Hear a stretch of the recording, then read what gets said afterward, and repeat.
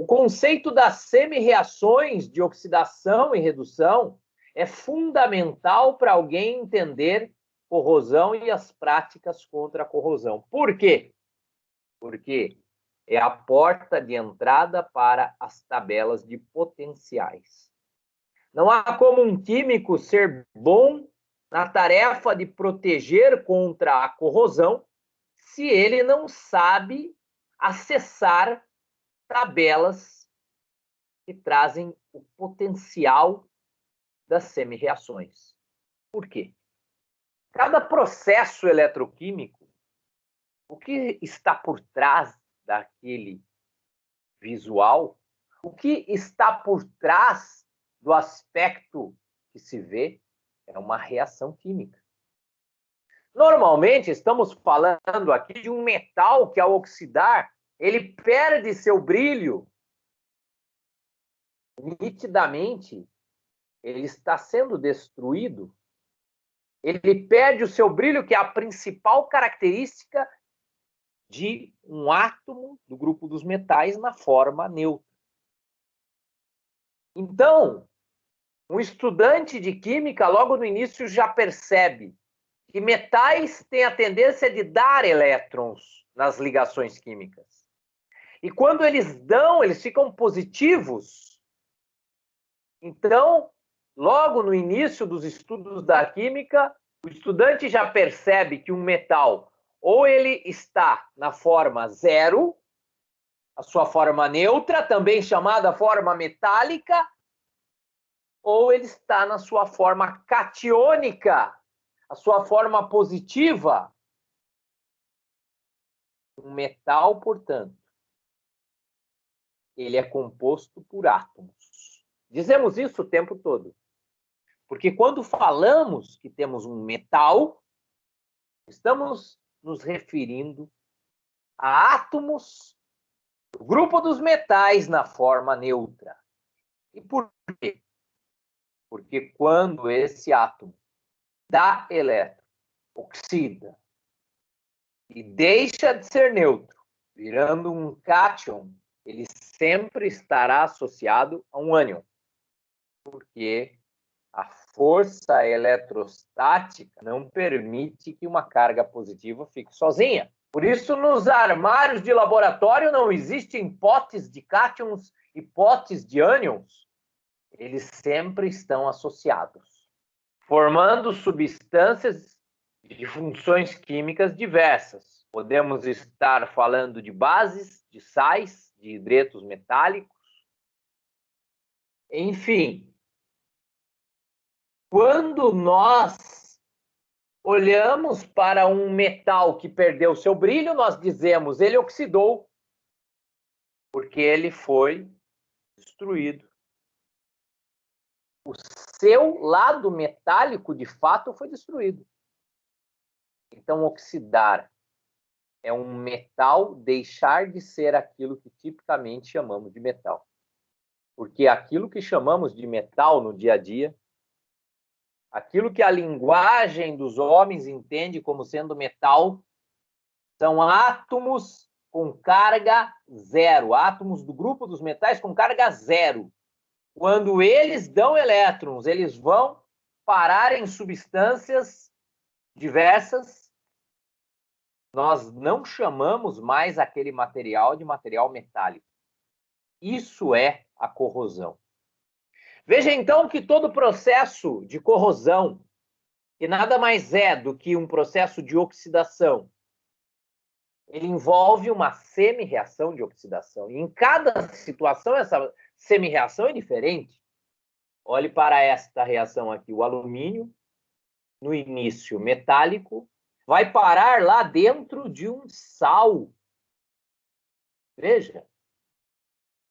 Isso tem uma semi-reação. E essa semi-reação tem um balanceamento, usando-se os meios possíveis no balanceamento das semi-reações redox, que é motivo para uma aula específica.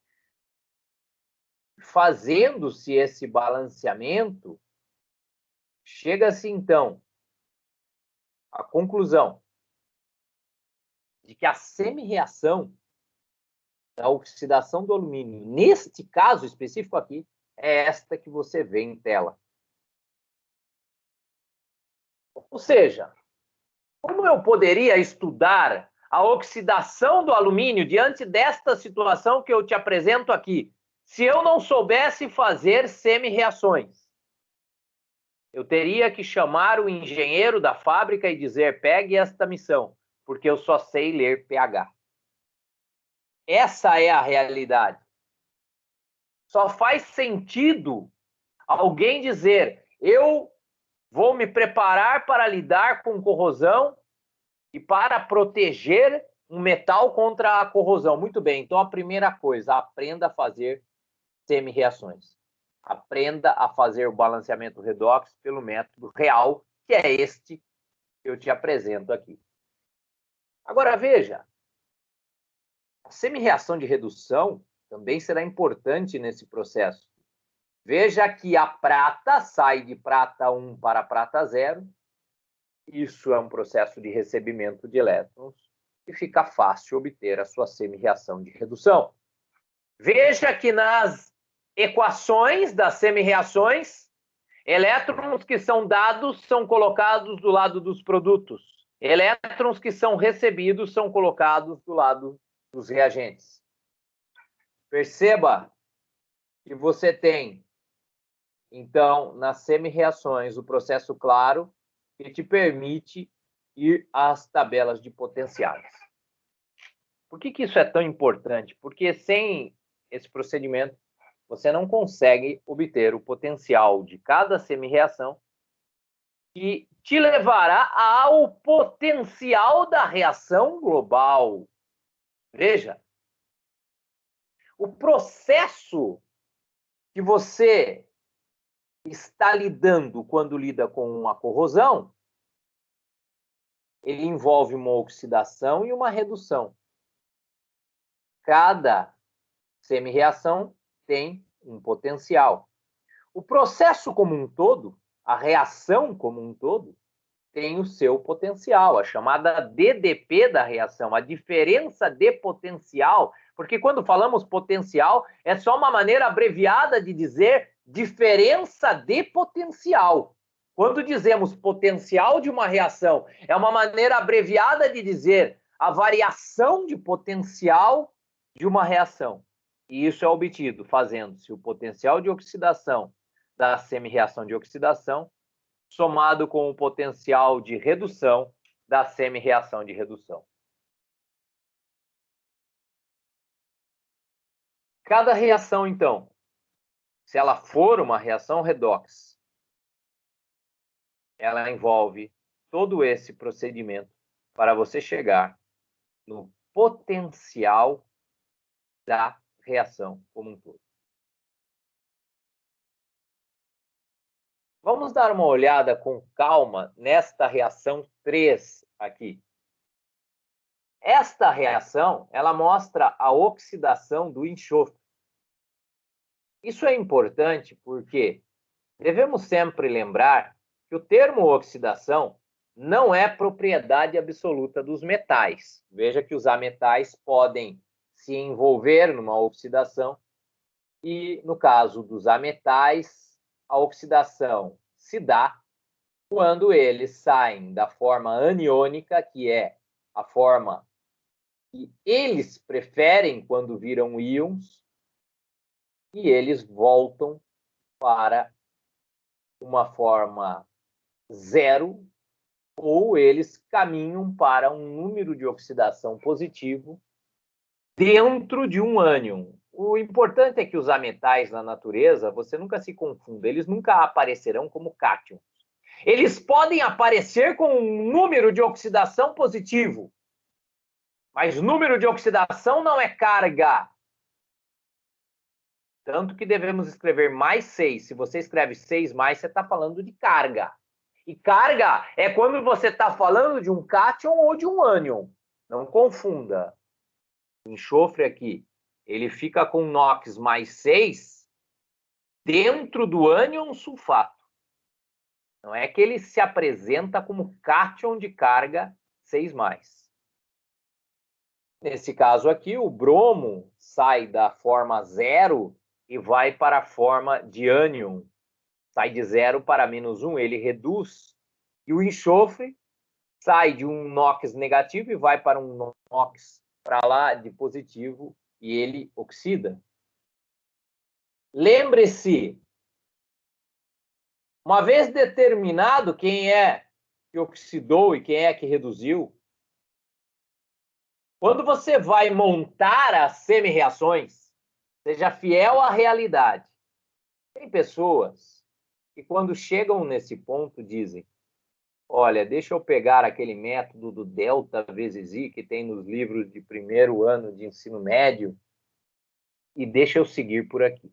Só que essas pessoas não percebem que, se elas fazem isso, elas estão na área errada.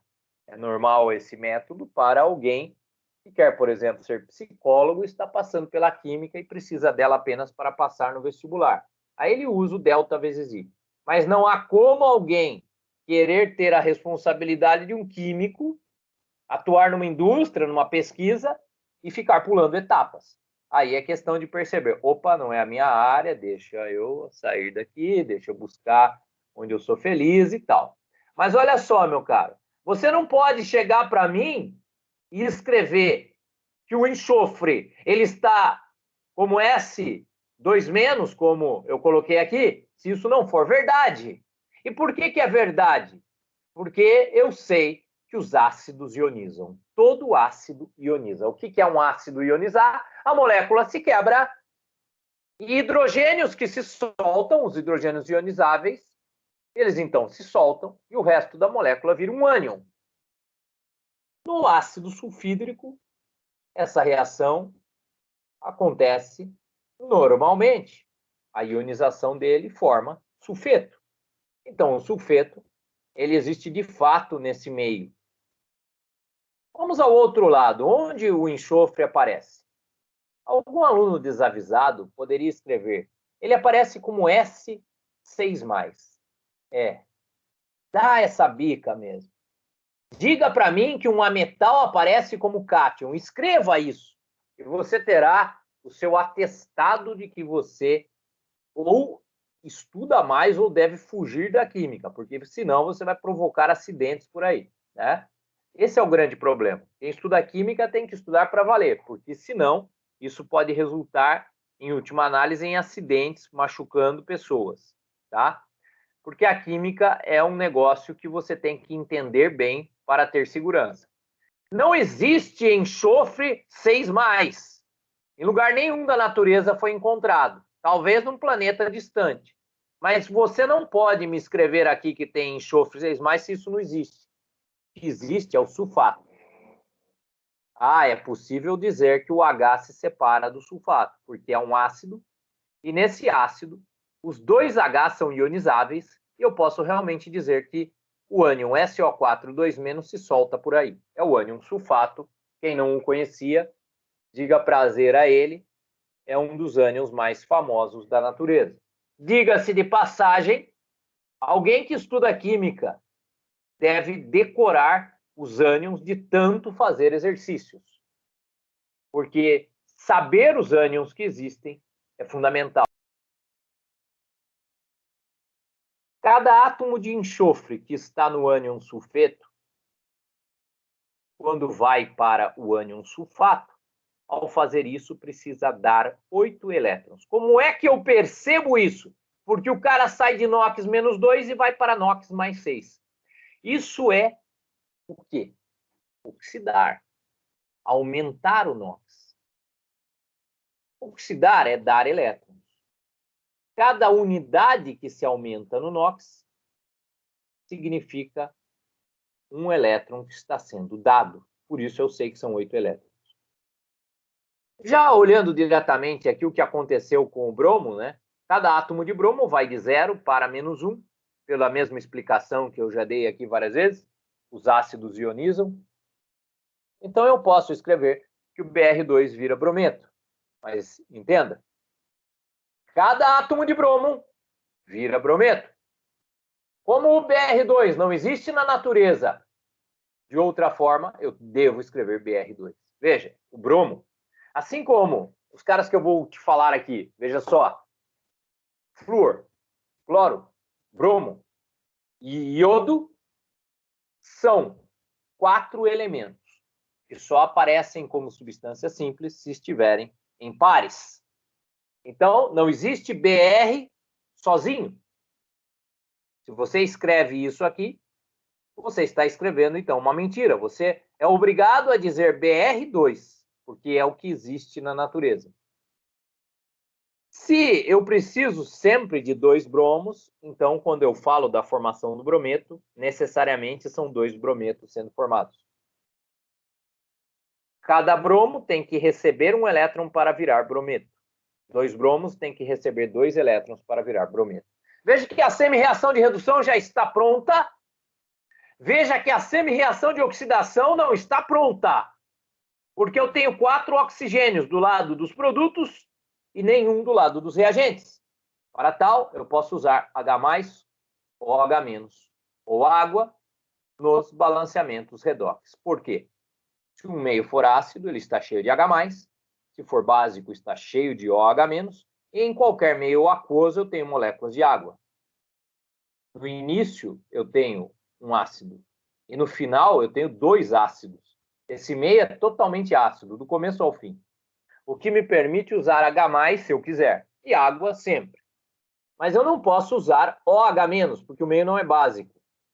Então eu uso moléculas de água para fazer o balanço de oxigênios. Veja, eu tenho 4 oxigênios do lado dos produtos, eu uso 4 moléculas de água do lado dos reagentes. Agora eu fiquei com uma quantidade de 8 hidrogênios do lado dos reagentes e nenhum hidrogênio do lado dos produtos. Para tal, eu lembro que o meio é ácido e coloco 8H+ do lado dos produtos.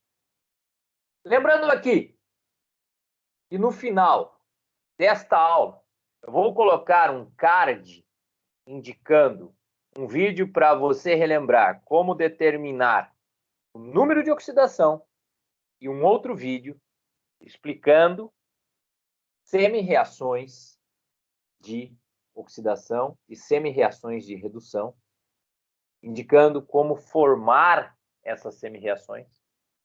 E é um vídeo, na verdade, para se fazer o balanceamento de uma reação redox. Mas de onde vem essa ideia do balanceamento?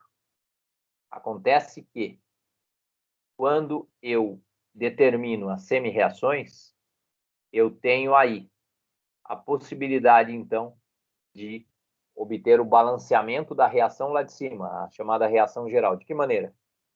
Veja que eu devo igualar o número de elétrons dados e recebidos. Para tal, eu multiplico a reação de redução por 4. Assim, eu fico com 8 elétrons, certo?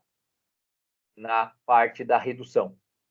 Quando eu multiplico uma reação por 4, veja, isso se chama equação e não é à toa. A quantidade de átomos de um lado tem que ser igual à quantidade de átomos do outro lado. E tal qual na matemática, quando eu multiplico uma equação por um valor, eu multiplico os dois lados. Eu multiplico todos os participantes. Fico, portanto, com 4Br2 mais 8 elétrons, que dá 8Br-. Quando eu somo reações, como eu faço isso? Coloco seta sobre seta, coloco uma seta embaixo exatamente da outra, e aí, o que eu tenho, tanto do lado dos reagentes como do lado dos produtos, eu corto. Eu vou ter 8 elétrons do lado dos reagentes, do lado da esquerda, e 8 elétrons do lado dos produtos, que é o lado da direita. Então, elétrons serão cortados. E não aparecerão na soma final. O que é que vai sobrar para mim? Um sulfeto. Veja que eu terei 4 Br2 e 4 águas do lado dos reagentes. E do lado dos produtos, eu ficarei com um sulfato, 8H+, e 8Br-. Repare, por que 8Br-? Porque eu terei multiplicado por 4 a reação de baixo. E aí, como é que eu, a partir desta reação obtida pela soma, que é a chamada reação global, como é que eu faço o balanceamento da reação geral? Repare que do lado dos produtos eu fico com 8H+, e 8Br-. Isso significa 8HBr. Por isso aparece um 8 lá em cima. Repare que do lado dos reagentes eu te disse que fiquei com 4Br2. Por isso aparece 4Br2 na reação lá em cima. E repare que eu fiquei com 4 águas. Por isso aparecem 4 águas lá em cima. Às vezes, alguém que está na reação geral, a reação lá de cima, não aparece na reação global, porque a reação global só mostra aqueles que estão envolvidos com o processo redox. Mas aí, depois de ter o coeficiente de diversos caras determinados, bastará eu, por tentativa e erro, completar o balanceamento. Lembre-se, você precisa do potencial de uma reação redox? Então, determine as semi-reações e vá numa tabela, numa boa tabela de potenciais e busque o potencial de cada uma delas separadamente. E aí você deverá somar o potencial de oxidação da reação que oxidou com o potencial de redução da reação de redução. Repito, você deverá somar o potencial de oxidação da reação de oxidação com o potencial de redução da reação de redução. Repito pela última vez, o potencial de uma reação como um todo é dado pelo potencial de oxidação da semi-reação de oxidação somado com o potencial de redução da semi-reação de redução.